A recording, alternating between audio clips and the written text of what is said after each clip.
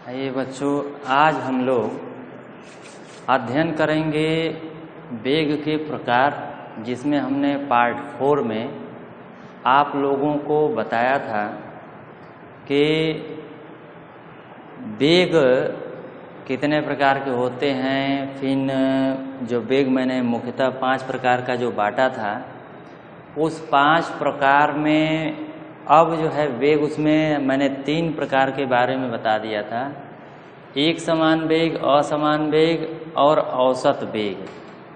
चलिए औसत वेग से फिर शुरू करते हैं। एक समान वेग और असमान वेग क्या होता है, इसके मैंने बताया था। जैसे एक समान चाल और असमान चाल होता है, उसी तरह एक समान वेग और असमान वेग, यानी समान समय अंतराल में कोई पिंड एक समान दूरी तय करती है, एक समान वेग, एक समान विस्थापन होता है।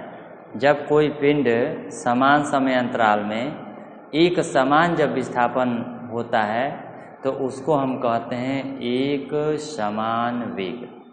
और जब किसी पिंड में समान समय अंतराल में जब असमान विस्थापन होता है तो उसको हम कहते हैं असमान वेग। फिर और आगे है आपका औसत वेग। औसत वेग किसी पिंड द्वारा हुआ कुल विस्थापन। चलिए यहाँ से देखते हैं हम लोग। औसत वेग हम किसे कहेंगे, क्योंकि हमने और भी बारे में पढ़ चुके थे।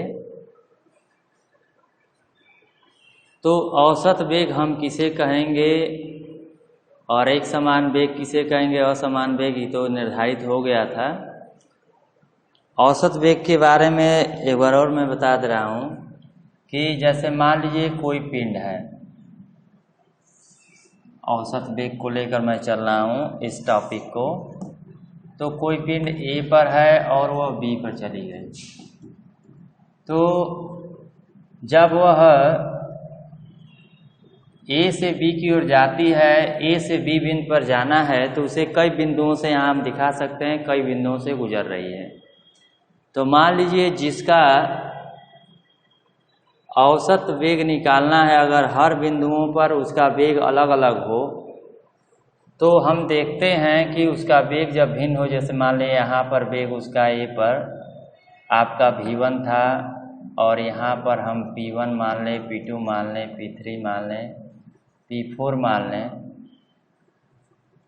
तो इस वेग के कारण, v1 वेग के कारण वो विस्थापन d1 हुआ, इसका d2 हुआ, इसका d3 हुआ, d4 हुआ, d5 हुआ। इस तरह हम सपोज करें तो ये जितने विस्थापन हुए हैं, ये ए से ये p1 तक हुआ, p1 से p2 तक हुआ, ये विस्थापन।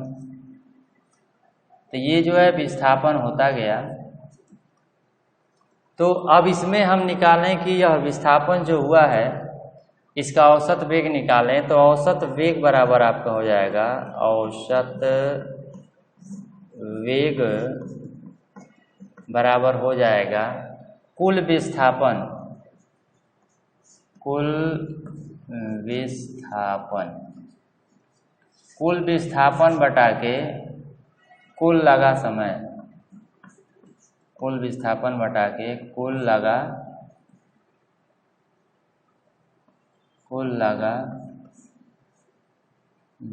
समय। कुल विस्थापन आप देख सकते हैं, यहाँ पर d1 है, d2 है, d3 है, d4 है, d5 है। कुल विस्थापन और कुल लगा समय, मान लीजिए इसमें t1 समय लग रहा है, इसमें t2 समय लग रहा है, इसमें t3 समय लग रहा है, इसमें t4 समय लग रहा है, इसमें t5 समय लग रहा है।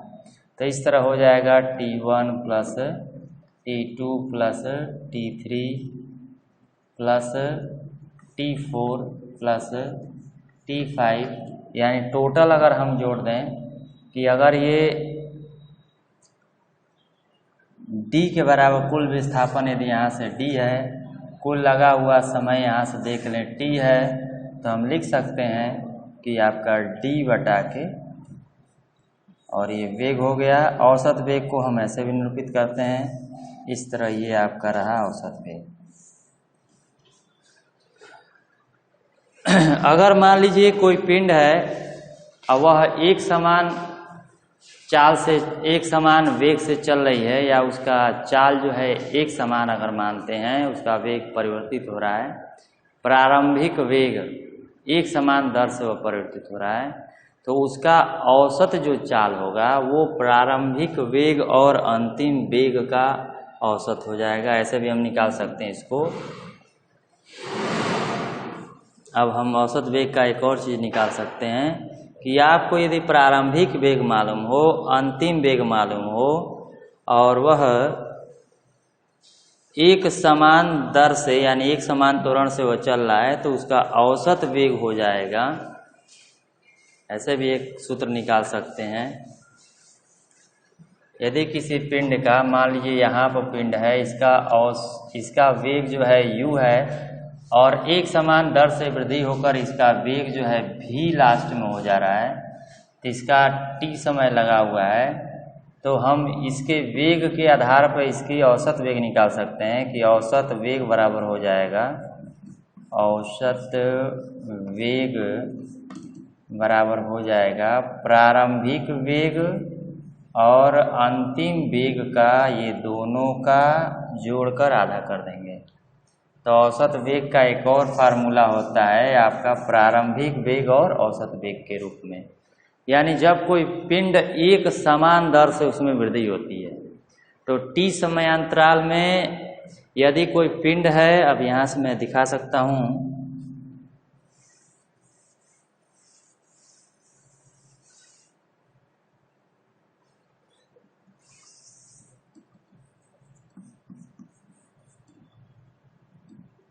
यदि कोई पिंड है और यह एक समान इसका यहाँ पर वेग हो गया, औसत वेग निकालना है। ये मान लीजिए कि ये समान समय अंतराल में ये दर जो है, इसका दर, यह एक समान दर से इसमें वेग में बढ़ोतरी हो रही है। यानी जैसे आप मान सकते हैं कि कोई पिंड है, ऐसे अगर एक नत तल पर रख दिया जाए, तो यहाँ से पिंड जब गिरेगा और यहाँ तक आएगा, मान लीजिए यहाँ से यहाँ तक इसको t टाइम लग रहा है, यहाँ पर इसका वेग जो है u है, और एक समान ये तल झुकाव है, यहाँ पर वेग v हो गया, तो आप जान सकते हैं कि आप यह देख सकते हैं कि इसमें बढ़ोतरी जो वेग में होगी प्रति सेकंड एक समान दर से होगी, क्योंकि उसका तल जो एक समान रूप से ढाल है, तो एक समान वृद्धि होगा। अगर एक सेकंड में 2 मीटर पर सेकंड की वृद्धि होती है उसके वेग में, तो उसके पर सेकंड में उसके 2 मीटर ही वृद्धि होगी। जैसे मान लीजिए आपका प्रारंभिक वेग उसका 10 मीटर है, यानी गति प्रारंभ करते ही तो प्रारंभिक चाल 10 मीटर है, तो जैसे ही एक सेकंड बीतेगा उसका वेग जो होगा 12 मीटर पर सेकंड हो जाएगा।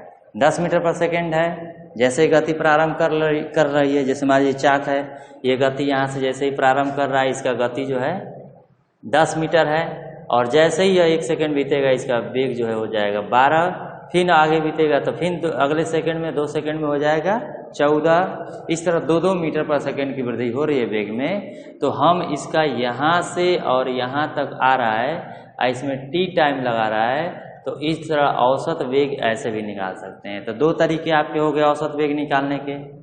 एक हो गया कि आपका विस्थापन पता हो, अगर यहाँ से यहाँ तक आपका d पता हो और कुल लगा टाइम पता हो, तो औसत वेग आप अभिन्न निकाला इसका, इस तरह भी है कुल विस्थापन बटा के कुल लगा समय। और ये हमको पता, अगर एक समान दर की वृद्धि से हो रही है, तो प्रारंभिक वेग और अंतिम वेग पता हो, तो उससे भी हम औसत वेग निकाल सकते हैं। समय पता रहे कुल, और प्रारंभिक वेग और अंतिम वेग पता रहे, तो ऐसे भी हम औसत वेग निकाल सकते हैं। आप ये देखेंगे आगे इसी पर आधारित जो है आपके सवाल, ये सूत्र सिद्ध कराया जाएगा वेग से गति से संबंधित, तो इसका हम लोग सहारा लेंगे। तो चलिए और अगला देखते हैं, तात्क्षणिक या तात्कालिक वेग क्या होता है। तात्क्षणिक या तात्कालिक वेग क्या होता है। औसत वेग समझ में आ गया। औसत वेग कोई भी, जैसे औसत चाल आप लोगों ने निकाला उसी तरह औसत वेग है। कुल कितना विस्थापन हुआ, कुल कितना समय लगा, दोनों का अनुपात कर दीजिए तो एक एवरेज वेग आ जाएगा। तो औसतन वेग आ जाएगा। अब हम चलते हैं, अगला टॉपिक है आपका वेग निकालने के लिए तात्क्षणिक या तात्कालिक वेग। ये कौन सा वेग होता है, ये कौन से विस्थापन की दर होती है। वेग का मतलब ही है आपका, ये दिमाग में हमेशा रखे रहिएगा कि जब आप किसी पिंड के वेग को जब आप मापते हैं, वेग जब लेते हैं इस पिंड का, तो वेग इसी से संबंधित है कि इसने कितना विस्थापन किया, यानी ये विस्थापन इसमें कितना हुआ ये देखेंगे, और इसमें जो है उसने कितना समय लगाया, यानी ये रिलेशन देखेंगे कि ये जो है इस विस्थापन में उसने कितना समय लगाया। ये दो चीज़ें जो है हम उस पिंड से रिलेटेड जब अध्ययन करते हैं तो वो कहलाता है वेग। या दूसरी भाषा में हम कह सकते हैं कि ये जो विस्थापन हो रहा है, यानी ये विस्थापन जो हो रहा है, एक सेकेंड में ये कितना विस्थापन कर रहा है, एक सेकेंड में कितना मीटर चल दे रहा है, यानी एक सेकेंड में कितना मीटर चला, कितना मीटर ये एक सेकेंड में चला।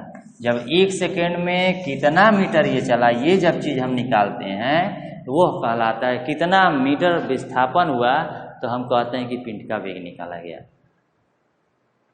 ठीक है, तो ये होता है इसका वेग, या इसके विस्थापन और समय का अनुपात ही वेग कहलाता है। यानी वह एक सेकेंड में कितना विस्थापन करेगा, ये वो चीज़ बताता है।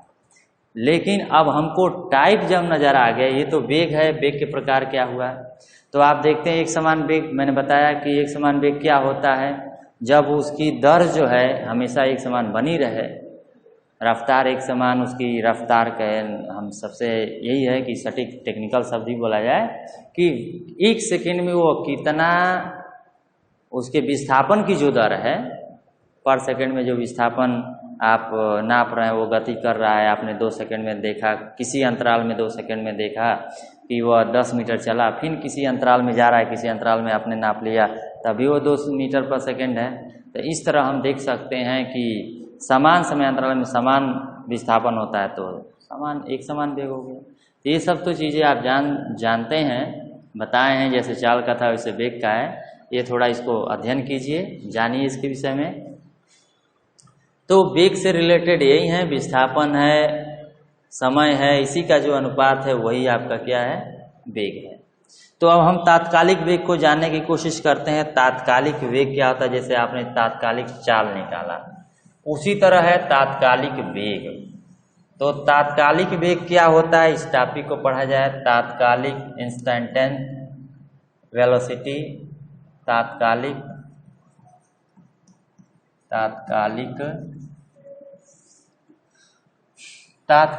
वेग क्या होता है। अब देखिए, अब यहाँ से यहाँ तक गया तो एवरेज वेग जो बताता है आपका, जो एवरेज वेलोसिटी है वह हर बिंदुओं पर एक समान बताएगा। एवरेज का मतलब यही है कि मैंने यह नहीं देखा कि वह बीच में धीरे चला कि तेज चला, बस हमने ये देखा कि इस पिंड ने कितना विस्थापन किया, कितना समय लगाया। वो जैसे भी चला हो, चाहे धीरे चला हो चाहे तेज चला, ये हम नहीं देखने जाते हैं, या एक समान वेग से चला, बस हम कितना समय चला तो वो जो हम निकालते हैं तो वो बताता है कि हर बिंदुओं पर वही रहा। लेकिन क्या वास्तव में यही होता है कि वह एक बिंदुओं को एक सा ही रहता है? नहीं, बहुत से केसेज में ऐसा नहीं है। हम जब पिंड का अध्ययन करते हैं, दैनिक जीवन में मैं बताया था कि जब कोई भी पिंड होगा, चाहे आप हैं, तो जब आप एक ही सीधी रेखा में जाएं, मान लीजिए दौड़ हो रही है, एक आप कल्पना कर सकते हैं, जिम कर सकते हैं कि एक सीधी एकदम रेखा में दौड़ हो रही है, और उस दौड़ में मान लीजिए कि कोई एक धावक को आप ले लीजिए, मान लीजिए कि 2-3 धावक हैं, उसमें एक को ही ले लीजिए, उसको ABC नाम दे दीजिए। एक को ही हम उसके वेग का एनालिसिस करते हैं, वेग का विश्लेषण कीजिए, तो हम देखते हैं कि जब वो दौड़ता है तो दौड़ते एक स्पीड हाई होती है, उसी में थोड़ा स्लो होती है, फिर हाई होती है, फिर स्लो होती है। आप ये हमेशा उसकी रफ्तार जो है घटता बढ़ता रहता है, यानी कि जिस समय वह उसका वेग जो है किसी भी जगह पर, जैसे मान लीजिए कोई धावक दौड़ रहा है यहाँ से हमने x धावक ले लिया, x धावक है,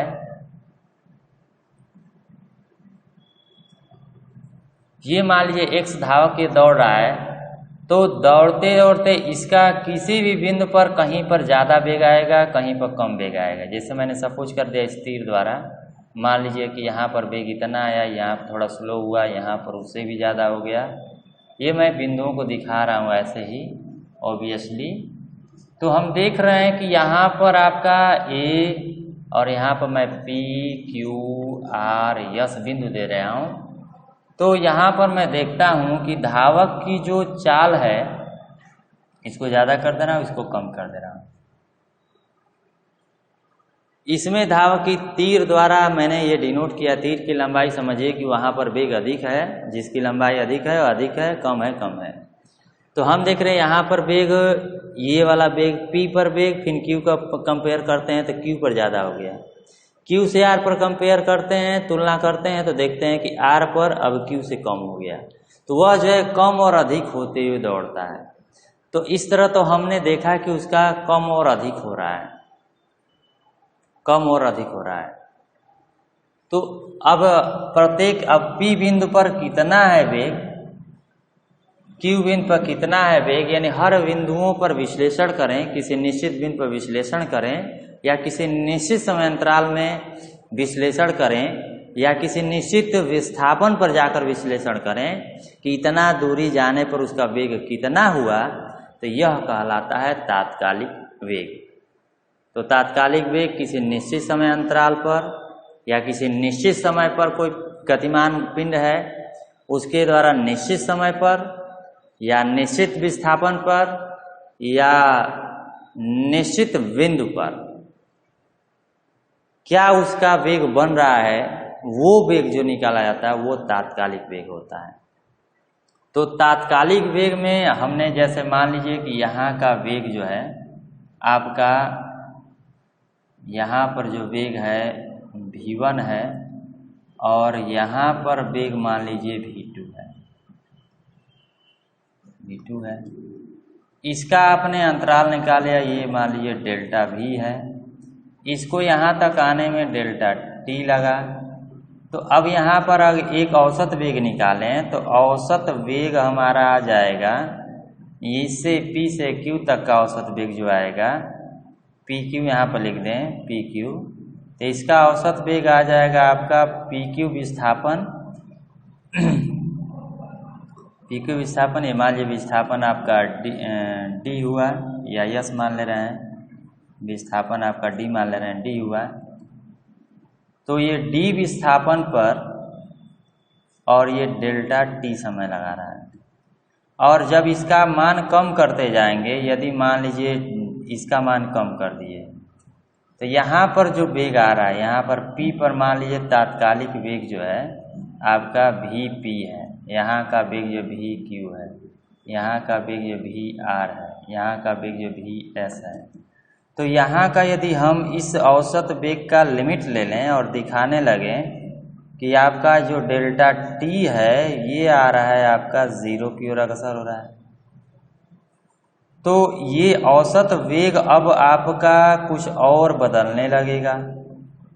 ये लिमिट आपने रख दिया, लिमिट इसमें क्या रखना है कि इतना और छोटा इसको समय कम करते जाइए। तो इतना में समय आपने डेल्टा T दिया, विस्थापन हुआ आपका डेल्टा D, अब इसको कम कीजिए, तो जैसे ही डेल्टा T का मान कम करेंगे विस्थापन भी आपका क्या हो रहा है, कम हो रहा है। तो हम देखते हैं कि इसका मान बहुत कम कर दें, यानी लगभग 0 के बराबर कर दें, ये डेल्टा T का मान 0 के बराबर कर दें, तब आपका ये आता है डेल्टा D बटा के डेल्टा T जो है, ये जो आएगा आपका, ये जो आएगा यह वेग और यह औसत वेग बदल जाएगा Vp में, Vp यानी Vp क्या हो गया, तात्कालिक वेग।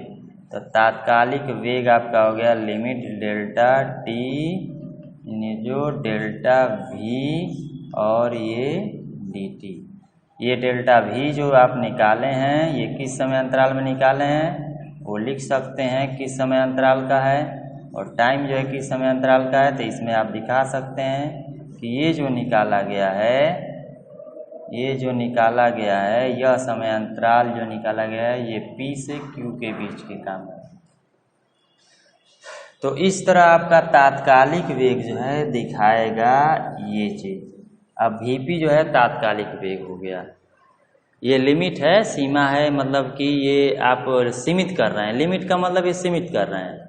अब इसको जो है सीमित कर रहे हैं, समय को छोटा कर रहे हैं, अल्प कर रहे हैं, ये इसको और छोटा किया जा रहा है। तो जब समय आप कम देंगे, जैसे मान लीजिए डेल्टा टी समय में डेल्टा डी ये विस्थापन हो रहा है, अब इसको कम कर दीजिए, आधा कर दीजिए इसका, तो ये भी आधा हो जाएगा। और रेशियो कम कीजिए तो और रेशियो कम होगा। तो यहाँ पर जो वास्तव में उसका यहाँ पर वेग होगा वो आपका इसका लिमिटेशन करने पर प्राप्त हो जाएगा। तो किसी निश्चित बिंदु पर क्या उस पिंड का वेग बनता है या किसी निश्चित समय अंतराल पर क्या वेग बनता है, वो आपका कहलाएगा तात्कालिक वेग। इस तरह ये आपके क्लास के अभी थोड़ा नई है, लेकिन बताने हेडिंग आ गया तो बता दिए। अभी 9th के तात्कालिक वेग का इतना विश्लेषण नहीं है, बस इतना जानिए कि किसी बिंदु पर, किसी निश्चित बिंदु पर जो वेग होता है वही उसका तात्कालिक वेग कहलाता है।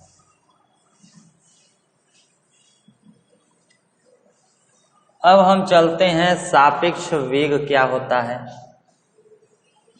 वेग के प्रकार में जो पढ़ रहे हैं, सापेक्ष वेग क्या होता है, रिलेटिव मोशन।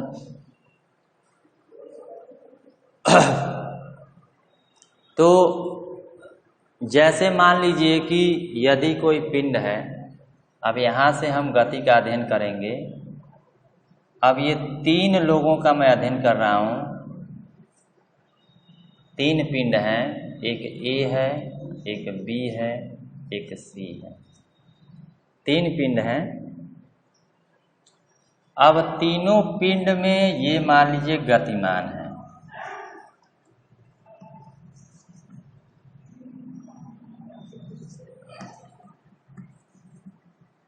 यह मान लीजिए कि आपका 10 मीटर प्रति सेकंड के रफ्तार से गतिमान है।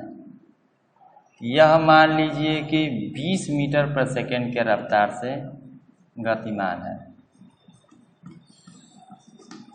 और यह मान लीजिए विपरीत दिशा में ये 5 मीटर प्रति सेकंड की रफ्तार से गतिमान है। तो अब हम रिलेटिव निकालते हैं, किसके सापेक्ष आप गति निकालना चाहते हैं। यदि आप A के सापेक्ष निकालना चाहते हैं, अब देखिए सापेक्ष गति का मतलब होता है कि सापेक्ष चीजें, मैंने बताया था कि सापेक्ष और निरपेक्ष, ये 2 प्रकार के वेग आपको मिलेंगे। सापेक्ष और निरपेक्ष वेग का जो 5वां प्रकार आप पढ़ रहे हैं, सापेक्ष वेग और निरपेक्ष वेग। निरपेक्ष वेग ये क्या होता है, सापेक्ष और निरपेक्ष। सापेक्ष का मतलब होता है जब 2 पिंड गतिमान हो, 2 आपकी बॉडी जब गतिमान होती है, तो अब दोनों गतिमान हैं, तो अब एक के सापेक्ष जब दूसरे का निकालेंगे, यानी कि तब उसको हम सापेक्ष कहेंगे। कोई भी चीजें जो हैं पूर्णतः न सापेक्ष हैं न निरपेक्ष हैं। तो सापेक्ष का मतलब एक दूसरे के सहायता करेगा।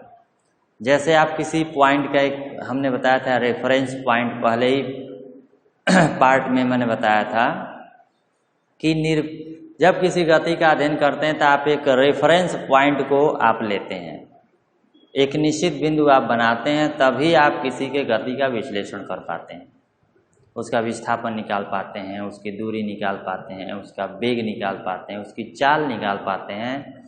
मैंने जो भी रिलेटेड उससे मोशन से है वो सब निकालते हैं। रेफरेंस पॉइंट रहेगा तभी। रेफरेंस आपका बिंदु हो सकते हैं, एक्सेस हो सकते हैं, आपके जो भी है, मतलब ये एक्सेस या बिंदु हो सकते हैं। अभी बिंदु हमने बताया था।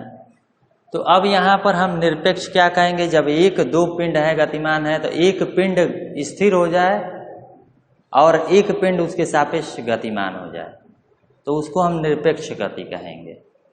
और जब दोनों पिंड गतिमान हो जाएं और उनका वेग निकालना हो तो उसको जो है सापेक्ष बोलेंगे। तो अब यहाँ से हम निरपेक्ष और सापेक्ष की अवधारणा जान चुके हैं कि सापेक्ष या सब चीज़ सापेक्ष ही निकाला जाता है। जैसे आप कोई गति करता है, जैसे पृथ्वी, अब मान लीजिए कि हम गति करते हैं तो पृथ्वी को स्थिर मान लेते हैं, फिर हमारी गति का निकाला जाता है, रिलेटिव हो ही गया, सापेक्ष गति हो ही गई। अब सापेक्ष वेग का, सापेक्ष चाल का जैसे आपने पढ़ा था, अब इसमें हम पढ़ेंगे। अब देखिए कैसे हम निकालते हैं। ये चीज़ें हो गई, बहुत बातें हो गई सापेक्ष निरपेक्ष चीज़ों की। अब यहीं से हम कंपेयर कर लें। तो 3 लोग हैं, अगर मान लीजिए 3 लोग साइकिल से यात्रा कर रहे हैं या जैसे भी यात्रा कर रहे हैं, हम देख रहे हैं कि इधर के डायरेक्शन को प्लस मान ले रहा है और इधर जो डायरेक्शन चल रहा है इसको माइनस मान रहे हैं। तो एक दूसरे के कंपेयर अब करेंगे।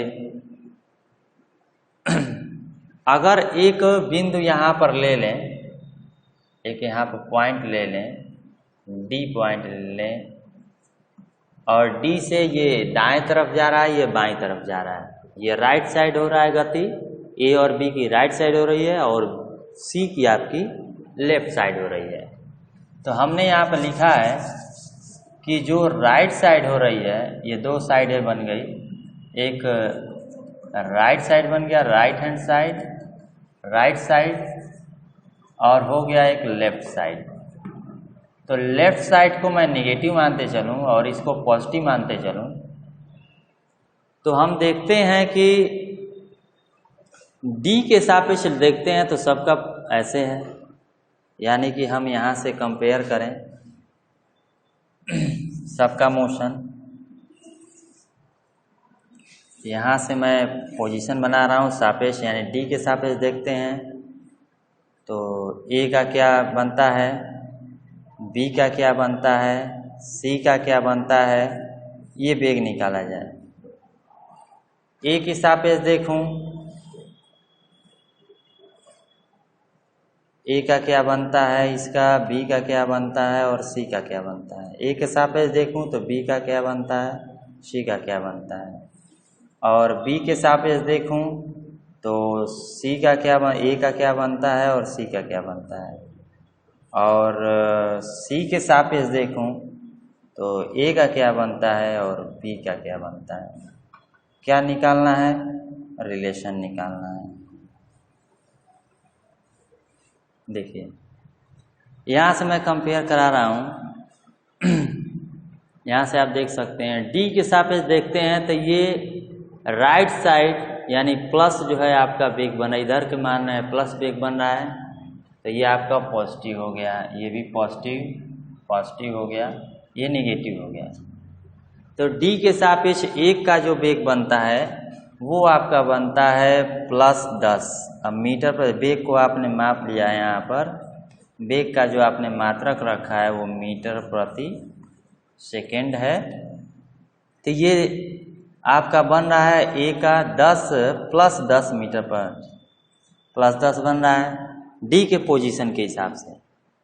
फिर डी के हिसाब से डी को अगर हम बिंदु मानते हैं, इससे गति का अध्ययन करते हैं, तो डी के सापेक्ष बन जा रहा है आपका बी का 20 मीटर पर सेकेंड, और सी का बन जा रहा है -5 मीटर पर सेकेंड। अब चलते हैं इस बॉडी पर, ए पर चलते हैं।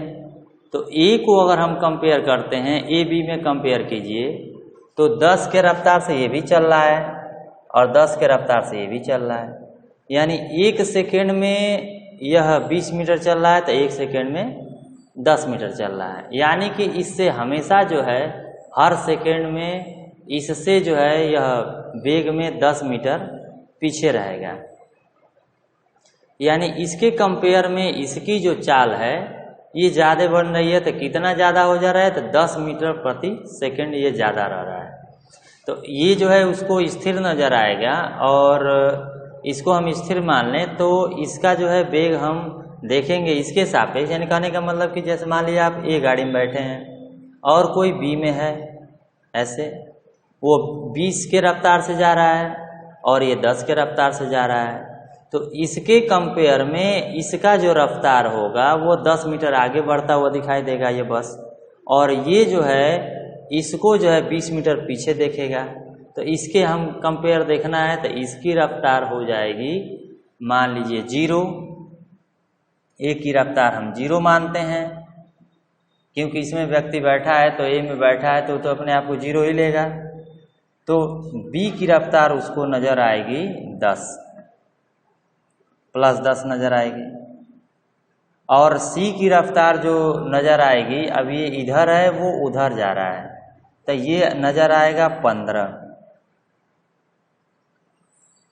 15 नज़र आएगा क्योंकि पर सेकेंड ये दूर हो जाएगा 15 मीटर, तो ये 15 नज़र आएगा। और बी के सापेक्ष यदि हम ए की देखते हैं, बी को अब 0 कर लें तो ए को जब ऑब्जर्व करेंगे, बी को 0 कर लें तो ए को ऑब्जर्व करेंगे तो यहाँ पर बैठा व्यक्ति ये देखेगा कि ये 10 मीटर पर सेकेंड से वो पीछे ही रह जा रहा है, यानी इसकी रफ्तार जो है उसको नज़र आएगी -10, वो पीछे भागता हुआ नज़र आएगा। सी का जब तुलना करेंगे तो 20 से ये आगे जा रहा है तो ये इधर है तो इसको 25 नज़र आएगा, 25 मीटर पर सेकेंड इसको समझ में आएगा इसकी चाल है। और सी वाले को अगर 0 मानते हैं, यानी सी पर कोई व्यक्ति बैठा है, सी वाले कार पर, मान लीजिए कार है, ए कार है, बी कार है, सी कार है, तो सी पर सी को 0 मानेंगे, सी पर बैठा हुआ व्यक्ति को इधर वो जा रहा है तो ए वाला जो है क्या नज़र आएगा, वो 10 तो पीछे भाग आगे आ गया, तो यानी पर सेकेंड में उसको 10 मीटर और 15 मीटर का विस्थापन, यानी कि उसकी चाल उसको समझ में आएगी 15 मीटर उस साइड में, यानी प्लस। और बी वाले सी वाला जो है उसको उधर जो है भागता हुआ नज़र आएगा, उसके विपरीत में भागता हुआ, उधर को हम पॉजिटिव माने हैं तो इसका नज़र आ जाएगा, ये हो जाएगा 25 मीटर। तो इस तरह जो है कंपेयर करने पर ये चीज़ें आ रही हैं कि इससे जब 25 मीटर वो भागता हुआ दिखाई देगा, ये जो है पीछे की ओर भागता हुआ दिखाई देगा,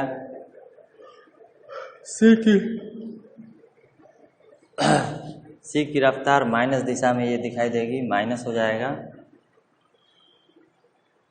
तो ये चीज़ें हैं, ऐसे आपको नज़र आएंगे ये चीज़ें, ये होती है कंपेयर। ये कि सबकी रफ्तार जो है अपनी फिक्स है, लेकिन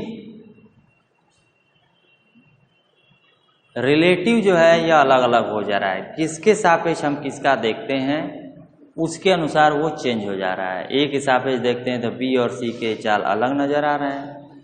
देखे होंगे आप लोगों ने, अनुभव किया होगा कि कभी काल ऐसा होता है, ट्रेन में बखूबी इसका एक्सपीरियंस होता है। जब आप ट्रेन में हो और जब ध्यान अभी ऐसा है कि आपकी ट्रेन चल रही है और दूसरा जो है आपका ट्रेन स्थिर है, तो ऐसा लगता है कि मेरी वो भी ट्रेन जा रही है। और ये भी होता है कभी काल कि जैसे आपकी ट्रेन स्थिर हो और आपको ऐसा मालूम ना हो, बाहर ना देख पाए और सीधे ट्रेन की साइड में देखे जो चल रही है, तो आपको नज़र आएगा कि मेरी ट्रेन चल रही है। कभी कभी आभास होगा कि वही ट्रेन चल रही है। और कभी कभी ऐसा होता है जब आप जान रहे हैं, देख रहे हैं कि हमारी भी ट्रेन चल रही है और बगल वाला भी चल रहा है, तो वो मान लीजिए कि आपके विपरीत जा रहा है, तो जब दोनों जाएंगे तो अगर आपका 40 किमी प्रति रफ्तार है तो उसकी अगर 80 किमी प्रति रफ्तार है, तो अब आपको 80 किमी ना समझ के 120 किमी के रफ्तार से भागता हुआ नजर आएगा। तो ये होता है रिलेटिव, इसका हम लोग बखूबी से देखते हैं इसमें ट्रेन में। और भी चीज़ें हैं, हर जगह देख सकते हैं, लेकिन एक्सपीरियंस की बात है। तो आप ट्रेन में देखते हैं, ऐसा बहुत फील होता है कि कौन कैसे चल रहा है, कितना क्या है। और अपने यहाँ भी देख सकते हैं, जब गाड़ियाँ चलती हैं तो आप किसी वाहन पर बैठे हों और जब किसी आपके पीछे आ रहा है, जैसे आप यात्रा कर रहे हैं तो आपके पीछे कोई आ रहा है, तो और तीसरा कोई है बाहरी जो नहीं कोई बाइक खड़ा है, तो आप दोनों के अलग अलग उसको नज़र आएगा और आपको उसकी वेग कुछ अलग नज़र आएगी। तो ये चीज़ें हैं, ये रिलेटिव वेग हैं जो रिलेटिव वेग निकालने के लिए अब नियम हम बताएंगे। तो रिलेटिव वेग कैसे निकालेंगे? तो रिलेटिव वेग ऐसे ही निकालना है कि जब कोई आपके साथ एकदम चल रहा है, आइए देखिए, जब दोनों साथ में चलेंगे तो दोनों का, जैसे मान लिया आपका मित्र और आप दोनों जब साथ में चलेंगे तो दोनों एक समान वेग से चल रहे हैं साइकिल पे, तो आपका वेग जो है एक दूसरे के हिसाब पे 0 हो जाएगा। अगर मान लिया आपका वेग अधिक हो रहा है, इसका वेग कम हो रहा है, तो जब कम है अधिक है दोनों भी चल रहे हैं, तो वास्तव में इसका वेग कितना होगा, आपका वेग अपने साथी की तुलना में कितना है, तो दोनों के वेगों का अंतर कर देंगे, तो वह वेग हमको पता चल जाएगा कि हम साथी के वेग से कितना अधिक जा रहे हैं, यानी जो उसके सापेक्ष रिलेटिव वेग कितना हो गया, तो अंतर के बराबर हो जाएगा रिलेटिव वेग। जब एक दिशा में कोई वस्तु गतिमान होती है तो उसका रिलेटिव वेग अंतर के बराबर हो जाता है, और जब विपरीत दिशा में कोई चलता है तो उसका वेग उनके योगफल के बराबर हो जाता है। तो एक दूसरे का वेग जो है निकालेंगे तो योगफल पर काम करेगा वह। अगर किसी का वेग 10 मीटर पर सेकेंड एक दिशा में पूर्व दिशा में है, किसी का 5 मीटर पश्चिम दिशा में है, दो गाड़ियां हैं, तो दोनों गाड़ियों पर यदि आप क्रमशः बैठते हैं, सपोज कीजिए, तो आपको 15 मीटर पर सेकेंड का वेग अनुभव होगा, यानी उस गाड़ी पर बैठेंगे तो वही वेग अनुभव होगा, उस गाड़ी पर बैठेंगे यही वेग अनुभव होगा। ये नहीं आपको अनुभव होगा कि कौन तेज चला कौन धीरे चल रहा है, बस ये अनुभव होगा कि वो जो है हमसे बहुत तेज भाग रहा है पीछे। तो ये सब रिलेटिव चीज़ें हैं, इसको निकाला जाएगा, इस पर सवाल आपको हल करने पड़ेंगे। तो इतना आज के लिए काफ़ी है, आप लोग अध्ययन कीजिए।